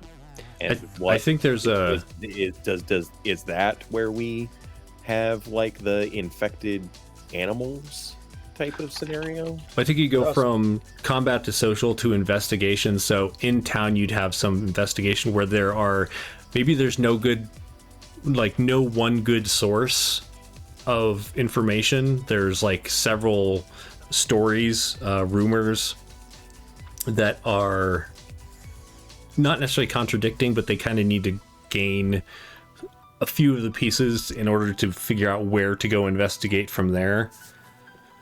So I think after your social, you have an in-town investigation encounter. It doesn't need to be super... I'm typing that right now, Miko. Oh, I see. It doesn't need to be like super complex or anything like that. It's just like, this is how they find out where they're supposed to go. And then when they go into the forest or the natural area outside, they're going to have the opportunity of more investigation as they're out there seeing these things. But then there's I feel like you could do exploratory kind of encounter where they're exploring things, but it's not necessarily threatening to them, which also, brings me back to the beginning, because if they come in having just fought somebody that was infected with the spores, there's also going to be that paranoia. Have they been infected by the spores? Okay, going back to where we are now, but there would be things out there that have been, nightmare bared. So their investigation to what is causing this might have combat included, should they choose so. Like, should the group want combat, that would be a good place to drop some more combat in. When they exit the town looking for the source. Right. So are attacked by Nightmare Cocaine Bear. Right. Spore Cane Bear. Spore Cane Bear. Nice. Ravens brings up a good point that the implication of this spreading far and wide could also be a letter from, the rangers of the region, having arrived, right, indicating infections elsewhere. And maybe they find that out when...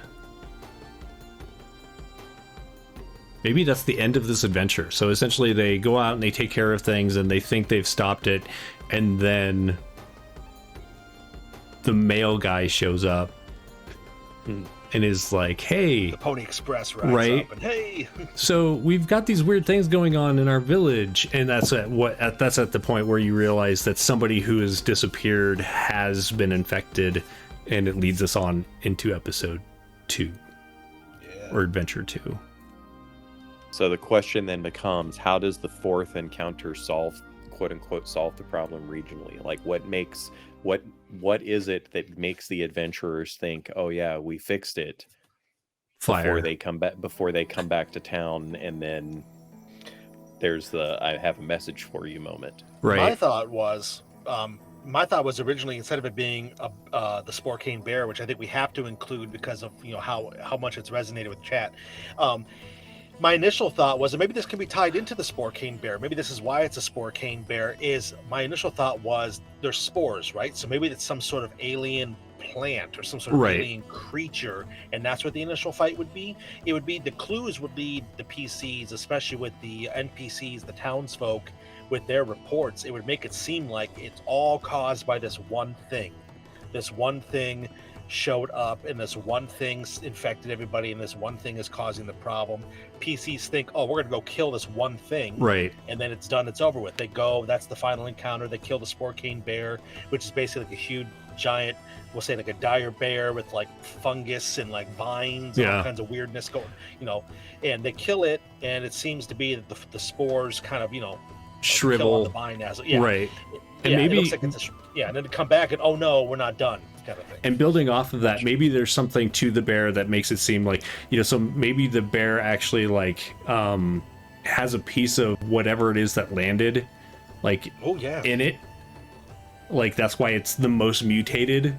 Like it ate it, or it got it acted the thing, like it went to investigate, and whatever this thing is like threw out tendrils and grabbed it and grew into the bear. And so now spore cane bear is like, seems like it's the infector, like it has been walking around carrying this thing. And so once they defeat spore cane bear and maybe burn this fungus or something like that, it seems like that area clears itself, or the spores stop growing.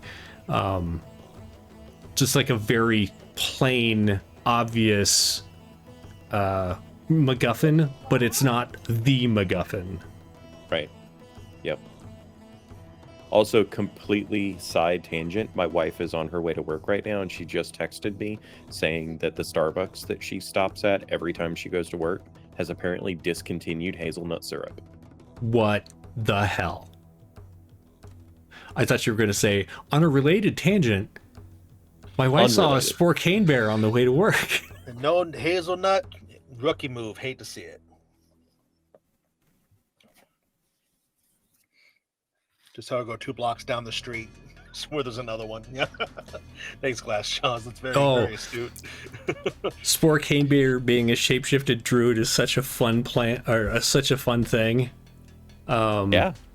Like they end up they get into battle with it. It's like stuck in bear form.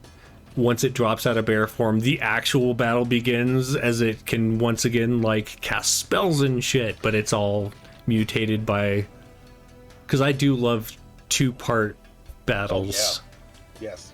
And that could even tie into what happened, what caused the spores. If we don't want to necessarily go maybe the townsfolk just think something fell out of the sky. Maybe this druid was using weird, crazy magics to mess with spores and maybe they're one of the, isn't there a spore druid subclass now? There is. Yeah. It's technically not part of OGL. So it would be difficult to like, and if we were like trying to not make this D&D specific, just saying it was a druid would be easier. Yeah, well, that's what I mean. Yeah. If you wanted to go that route, that's what I'm saying. Yeah, if somebody was running this in D&D, that could be a very easy way to stat this thing out. But if you're doing it if you're doing it 13th Age, if you're doing it Dungeon Crawl Classic, if you're doing it Fantasy Age, all kinds of different other fantasy systems, you could just say Druid, not necessarily as their class, as their build, but just that's what they are, and you can just stat it however you want. Yeah.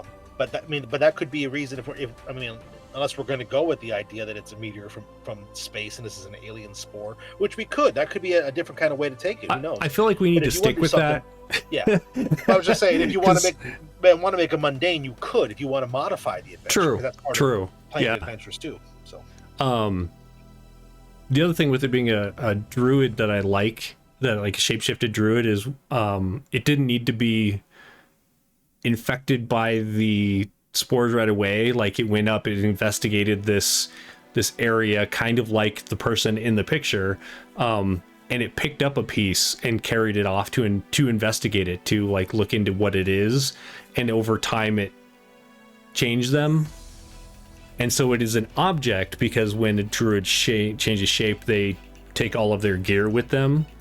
And so it's not until after you defeat spore cane bear, and it becomes a druid again, and then that druid, once defeated, has an object from this meteor or whatever. And I think the one thing with the origin is we can leave it open. It's either something that came from space, or another dimension, wherever if the DM wants to build off of that, they can kind of go wherever they needed to, but it arrived here. Right. We can intentionally leave that vague, right, for the game master to use to incorporate the adventure into whatever overarching adventures they might have for their world.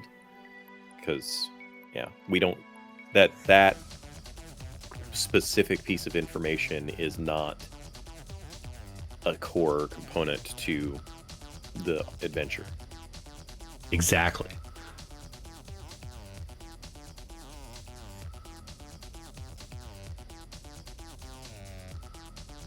And if they somehow were able to help this druid once it's like, maybe it got like locked in this bear form,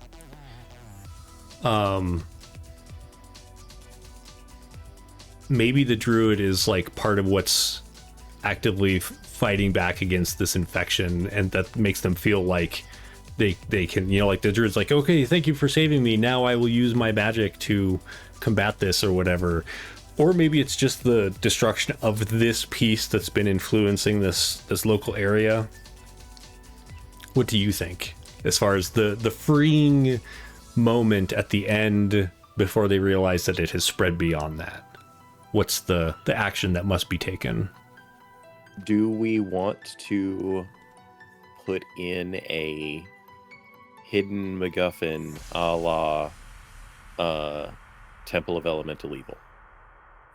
Have either of you played old Temple of Elemental Evil? It's been a minute and a half, yeah. I have not. I know what it is, but I have not. In the original Temple of Elemental Evil, there was a sphere of annihilation at the beginning of as soon as you walk in the door, that it just gets glossed over and nobody fucking knows that it exists. But if you actually do spot it, take it, and survive the temple, it like basically trivializes the way that you end the game, right? And so I have this notion that the druid dies, but the spore cane bear dies. Their spirit reveals themselves to be a druid, and a tree grows in its place that manifests the good spores. Oh, I like it. Right? And then there's a notion that if the player characters are smart, they will take a piece of the tree with them to help them deal with the problem later. I feel like it should be ambiguous enough that they're not going to necessarily think, oh, well, this is a good tree. Like, they're going to have to notice the difference between this growth and the other growth, and choose to take a piece of the tree instead of instead of the druid being like, okay, now I will give you the answer for the future. You know what I mean? Exactly. No, there's this notion, there's this implied notion, oh, everything is pretty around here. That's great. And you have to be smart enough to be like, this thing is making good spores. It seems like maybe I should take something that lets me take advantage of that for later. Like, that's something that only occurs in the smallest percentage of us gamers. And I freely admit I am not the type that would pick up on that. What's that? I said, are you a good tree or a bad tree? Yeah. Definitely. Awesome. So what does the equipment in Pocket Dimension, or what does the equipment do when a druid shapeshifts? I've always assumed that it just shapeshifts with them, like you're changing the matter, but that doesn't necessarily make any more sense than it going into a Pocket Dimension, or you know what I mean? That's one of those weird moments of all of my armor just turned into, or they wear it. I always like that. That's the other thing, is like, if you're changing into a bear, your bear has armor, if you're wearing armor, but then like you're losing your carried items. Previous editions had it where when you wild shape into a animal, you could choose. It could all fall off of you. Where like you have to be like, I'm gonna take my stuff off and turn into a wolf, for example, go scout, or it would be absorbed into you somehow. Right. So it wouldn't necessarily be like a part of you. It would just be like, you'd still have, like, say you had a magical sword. You'd still have bonuses for your sword from attacking and stuff, but you wouldn't be like, I'm a bear with a sword arm. You know, it wouldn't be like that. There was actually, they used to have prestige classes. There was a prestige class that exactly did that. The whatever it was called, shape change master or something like that, where you could do that as you shape shifted. You could have like, I've got a bear claw and a sword arm and a hawk wings or whatever. You could have all these different things as you level up in the class. But that's bear claws.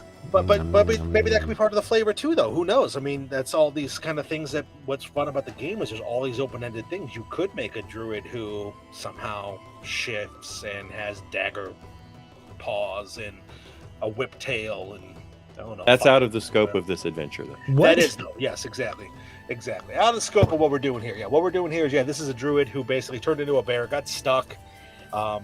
Maybe the spores did that. Maybe the spores enraged the bear, so they're not thinking clearly enough to turn back into a druid. Yeah, maybe. Did I ever tell you guys about the variation of the druid wild shape ability that I had to come up with for a friend of mine called human shape? Jeez, no. He wanted to play an awakened bear. Okay. That got class levels in druid, and Sure. It didn't make sense for his wild shape to be animal. Right. And so he wanted I wasn't even running this game. Like got me to do all of this to give to his game master so that he could play this character. He asked for my help in creating the human shape version of the wild shape ability for druid, and I did it. I wrote this whole 3/4 of a page document on what it was like for animals to change into humanoids. Nice. I like it. That's fun. All right. So, unless I'm wrong, we actually have this adventure because we have the arrival of the characters.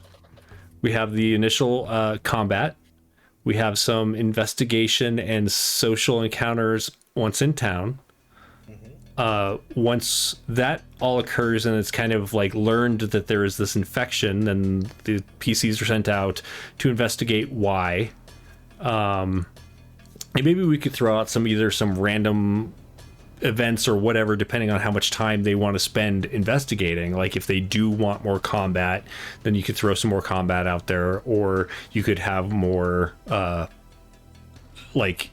people who are infected or not infected out there that are still capable of talking. Maybe they're good infected, but all of that would be in encounter 3 where they're investigating, and then they come upon Spore Cane Bear, who obviously is a level different from anything that they've seen so far. There is an obviousness to this, that this is the MacGuffin, and so they do battle with or somehow conquer or defeat the Spore Cane Bear, releasing it from its infection, probably by death, at which point the druid turns into a tree that is emanating spores, but there's an obvious difference, or at least a semi-obvious difference, that may stop them from just hacking the tree down or burning the tree or something like that. And they feel like that was it. That's what we needed to do. Maybe the localized infection begins to visually diminish. Right. And so then they go back to town. They're like, hail the conquering heroes. And then UPS shows up. Someone has to sign for it. They're like, actually, that's more FedEx these days. And they're like, USPS still does, signature validation every so often. Yeah. And I feel like the tree needs to be a weeping willow.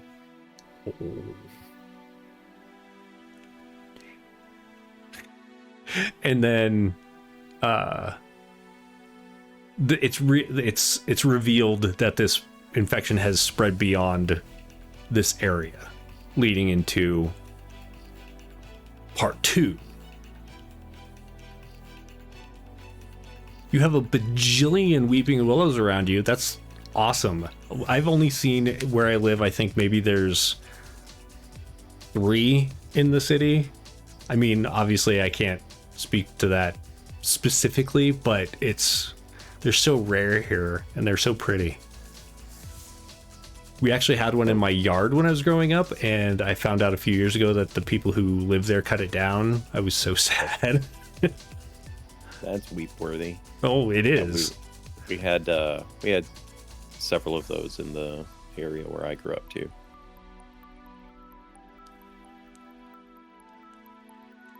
Nice. All right.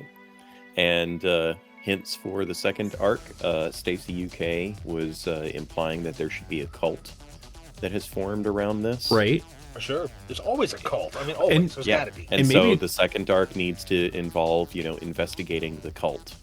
And maybe it's not even like that they have formed around this, but that there is a cult and the cult is completely a red herring. But we can always decide that next time. But maybe the cult is doing something else.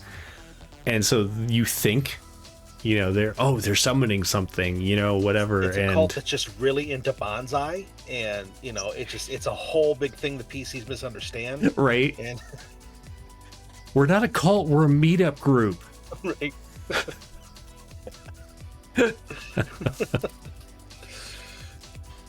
I will absolutely, or we will absolutely. Stacey, absolutely, yeah. Let you do that. To play it, please go ahead. Yeah, right. Absolutely. And this is all going to be put up. I'll put a link up in the Discord server on all of the socials once this is done. This is for you all. This is. Yeah, I'll flesh this out a little bit with our typing. We'll get some more details in here. This is very, very because we're just trying to keep up with it while we were talking. So there'll be some more stuff added in, some reminders, some maybe suggestions for monsters or whatever, some stuff to kind of make it a little more well-rounded. Yeah, it's just a botanist group. Yeah, botanist group. Yeah.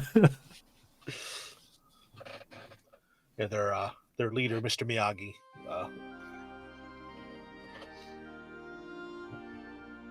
I love it. I love it. Well, let's see. I just want to see if anyone donated to Extra Life. Because if you did, you have a chance to win a book. A book. When does that go Not to, today, Jeremy? I was going to give one away today during the stream if it happened. Come on, people. Who wants a book? Who wants a book? Who wants one? They're amazing books. If you missed it earlier, I'm just going to...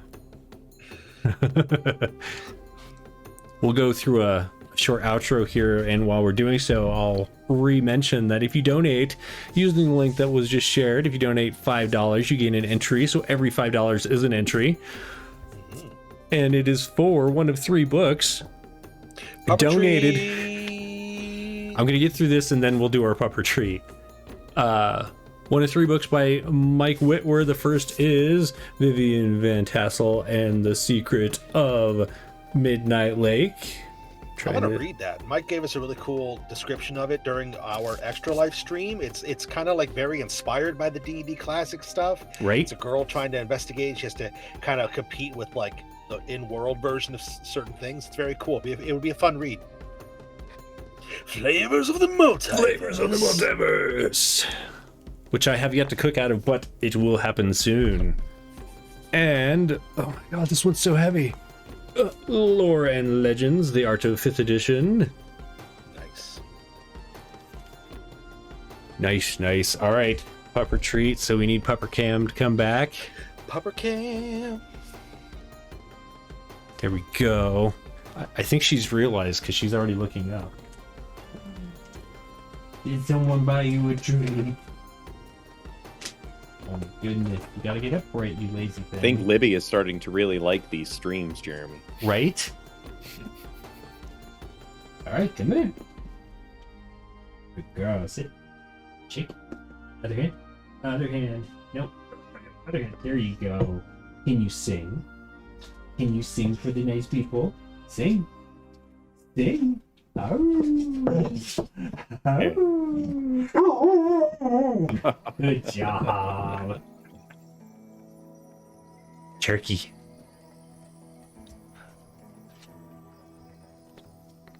She says thank you for the pupper treat, by the way.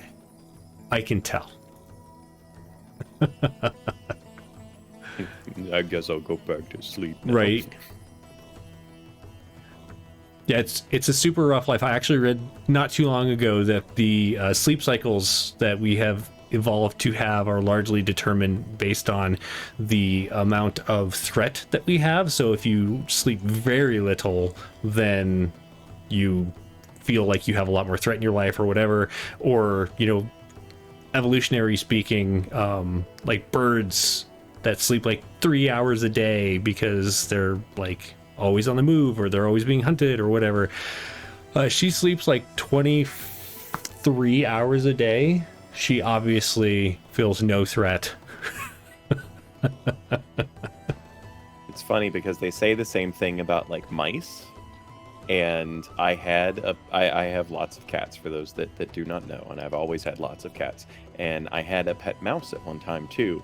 And I guess he was never afraid of anything because he used to sleep all the freaking time. Wow. In Nice. a house full of cats. They were just friends and he knew it. Well, Crook certainly really enjoyed him, and she was a mouser. Like, she would catch wild mice and stuff and terrorize them into heart attacks to kill them. But this one little tiny pet mouse that I had, his name was Snowball, and he was just this little teeny tiny, white field mouse. And he used to like curl up right here on the top of my shoulder in this little tiny puffball. And Crook would like come up on my chest, and she would lay on my chest, and like she would lay down not to fall asleep, but just so that she could like be up, and her head would be like right here, just within like sniffing range of the mouse, just watching him. That's awesome. My heart just grew 3 sizes. Ugh. I miss Crookie a lot. Yeah. She was very sweet like that. To take us back into cosmic horror for just a second, Raven shared with me on the socials Cthulhu by Gaslight, which can only be something that I'll have to play at some point. Excellent. So so we'll keep that on the back burner. Nice share. I Right. didn't actually know this was a thing, and I do love it. I do feel like I need to share my cat story because my dad has lived in the house that he's in for 15 years, and the other day he was like, I'm demousing the house, and I'm like, oh, do you have visitors? He's like, yeah, I've been here for 15 years and never had mice, and now all of a sudden I have mice. I'm like, yeah, but up until last summer you also had 3 cats. Like they all passed away within like the year of each other because they were all litter mates. Okay. And so yeah, it's been a rough year, but I was like, yeah, there's a reason you didn't have mice before. Yep. I still remember the when we found out how good of a mouser that Crook was. I woke up in the morning to my then wife screaming bloody murder, and like stumbled out of the room into the hallway and found her like locking herself in the hallway bathroom, and she was like, yeah, get rid of it. And there was it was already dead. It was a dead mouse in the middle of the hallway. And I was like, all right. And so I went to go and check it out, and it didn't have a mark on it. There was no physical injury whatsoever. And Crook was sitting just around the corner, kind of looking all sad and mopey. And I'm 100% certain that she spent half the night playing with this mouse, playing with it. Right. And it just had a heart attack in the middle of the floor. Probably. Stacy says that she loves that we play different games and systems on the channel. Me too. I love the not only like getting the chance to experience those different things, but supporting those publishers that put those things out there, because not everyone is WotC, and they need the support that everyone shows WotC. So it's also one of the foundational principles that I came up with when I created my homebrew world of Ystera, is that it was not built just for D&D, right? Like everything about it can be dropped into pretty much any system that can work with a fantasy genre. And I've played like 3 different systems so far in my world of Ystera, and Nice. all of them have worked great. Excellent. Doesn't have to be D&D. Yeah. And this is from a guy who has a D&D logo tattooed on his arm. I love D&D. I have played D&D for 30 plus years. Right. Every system of D&D, I've played it, and like I absolutely adore D&D. But I think 100% you should play the games that you want to play in whatever system helps you fulfill that is what you need 100%. To do. That's just Libby agreeing with me. Right? Yeah, exactly. Yeah, 100%. I feel like I should point out, because Glassjaw says coming this Saturday is All Flesh Must Be Eaten, except for it isn't like tomorrow, it's a week from tomorrow. So right, yes, don't show a very up good tomorrow. Clarification. Right. But yeah, I'm super, Javante is going to come over and run that, and awesome.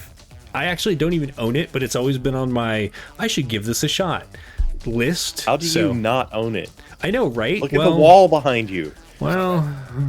Well, talking about every edition of D&D, that's a lot of D&D there. I recognize almost all of that stuff behind you.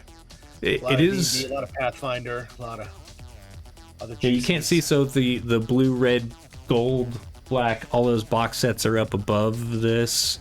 Can't see up there, but yeah, I can't get all of the bookshelves in. I wish today was Wednesday. That'd be amazing, but no. Raven, no, I'm not ready for it to be Wednesday. Stop. And tonight we'll see Miko and right? Tara. No. We just broke Miko, just so you all know. No. Speaking of I mean, I would do it, but that's Miko's cosmic horror right there. So from the chat, I'm gonna assume, but I feel like I should ask, if we come back and do a second or ongoing series of this, would you join us for that? Would you tune in and help us build adventures? Obviously, this one has a part 2 that we'll try and come back and build on. Probably part 3 as well, from what I'm feeling we discussed. I feel like it's a trilogy at least. The Chaos Hungers finale was fantastic.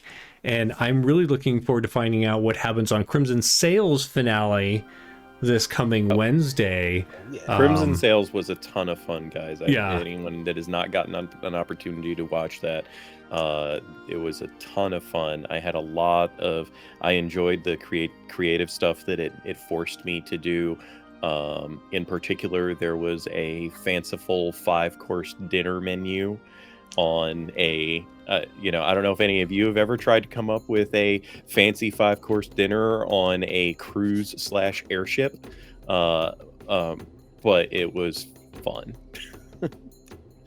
The one thing about the cruise ship that I keep thinking is, like, I'm assuming because of the art, it's like a normal sized boat that flies. It's like 180 feet long. I mean, that's pretty big, but it's not like the Titanic flying through the air. Right. Right.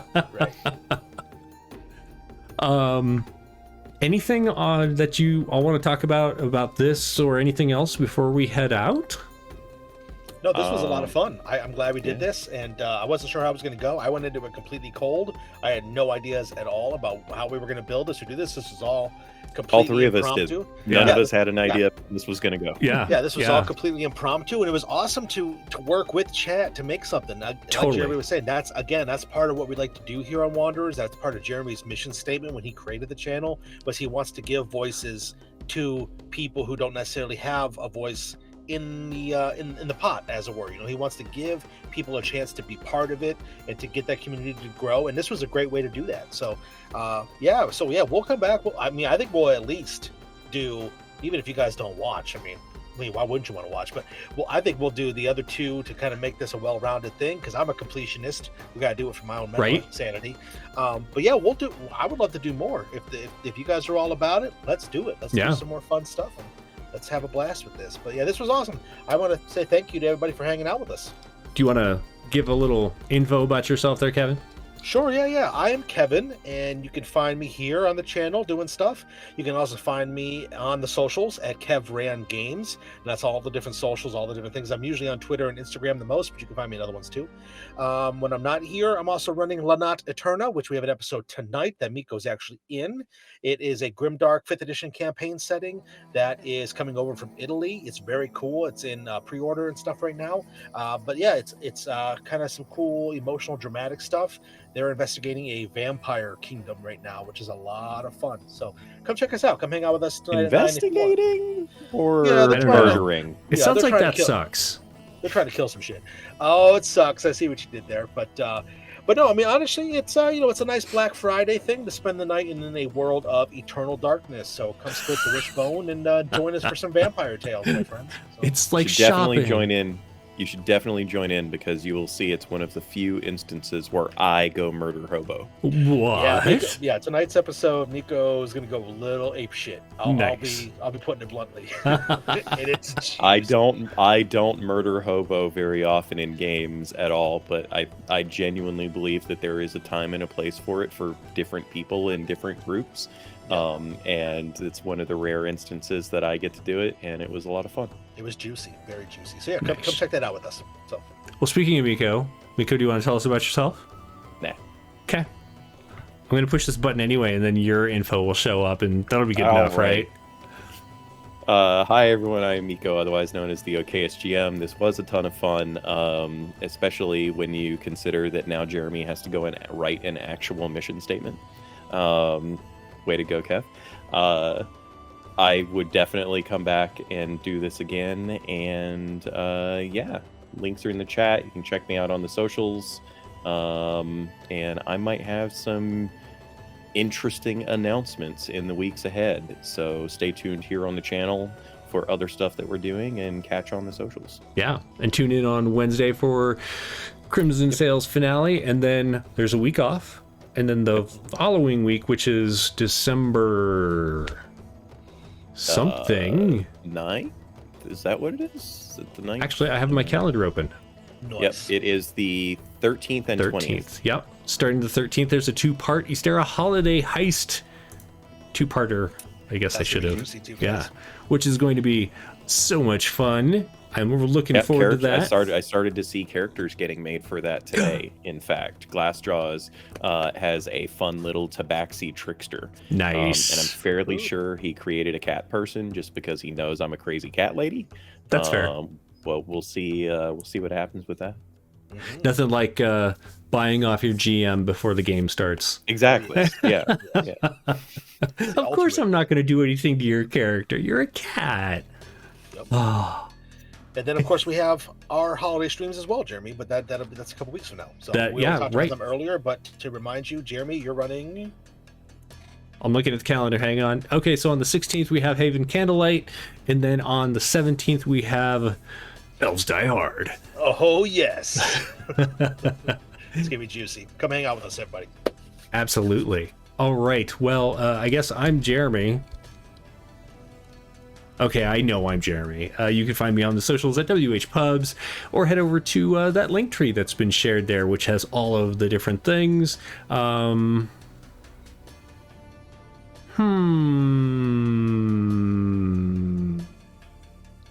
don't think there's anything else to share today. Did I forget anything? I'm going to share YouTube, just so if you are interested in seeing any of the previous games, head over there, follow, watch a bunch of stuff. It's actually been slowly growing. I'm wondering if it's going to finally hit some kind of affiliate thing. Yeah, the things that they do over there. So yeah, thanks so much for joining us, everyone. I appreciate it. Who are we rating today? Oh, we've still got the Extra Life thing going for another week, right? Yep.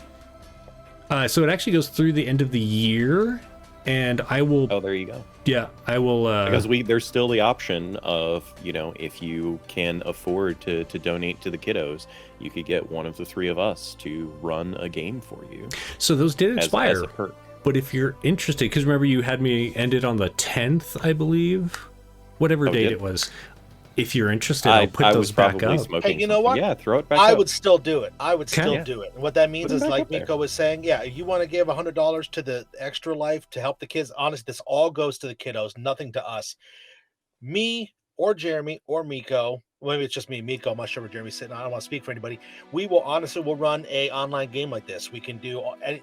Miko's got a couple different. Well, Miko, what systems you doing? You doing D&D or what? I think it doesn't matter. We'll run a game for you. We'll figure it out. Hell Nice. yeah! Nice. Because I was gonna say I'll do whatever. I'll learn a game if you want to play a game that bad. I've learned other games on short notice, so let's do it. Excellent. Well, I'll put those up on 300 for a three-headed Hydra GM. You know what? Sure. I'm all about that. right. Let's do it. I'll put those up as incentives, but through I'll also put it up so that it is known. But for every $5 that you donate, you are entered in to get one of the books from Mike Whitwer. Have any of you actually run a three-headed Hydra game before? I run a two, dude. Two, yeah. I did a three-headed Hydra at a convention once where it was 3 tables. That's Everybody the place was to do going into the same dungeon entering from different points in Right. the dungeon, and then everybody met up in the middle Yeah. in the final fight. Nice. And my group that I ran was the only one that actually made it to the final fight. Nice. Did everybody you win else after died. that? Yeah, they did actually still pull it off because they had managed to secure a couple of MacGuffins to make the fight easier. Nice. Two of the 5 in the group died. Oh yeah, it was also 5-person group, 5-player group, so it was 15 total people. But both of the other GMs were just malicious. They just went out of there. They just murdered their party. Wow. Like one of the groups died in like the second room of the dungeon, and the other one died like right as they were about to enter the final room. Dang. Yeah, I have run Adventures League has their epics, which are multiple table Yep. things, and they affect one another, but they're not quite so like specific. Like you can't run over and see the other characters. Like you're all doing something, and then at the end you're fighting the same person, but it's not quite the same as that. I think the three-headed Hydra thing sounds like a ton of fun, like having that kind of interaction. All right. Well, I think we're going to call it for today. Indeed. Tune Did you forget in. who we're raiding? I guess the next thing is Monday. Stop by at 3 p.m. for some Hero Forge Miniature Monday here on the channel. And let's do Emerald Collective. Oh yeah. Raid Emerald Collective. So thanks for joining us, everybody, and we will see you next time. Take care. Bye. Bye, everybody. Thank you.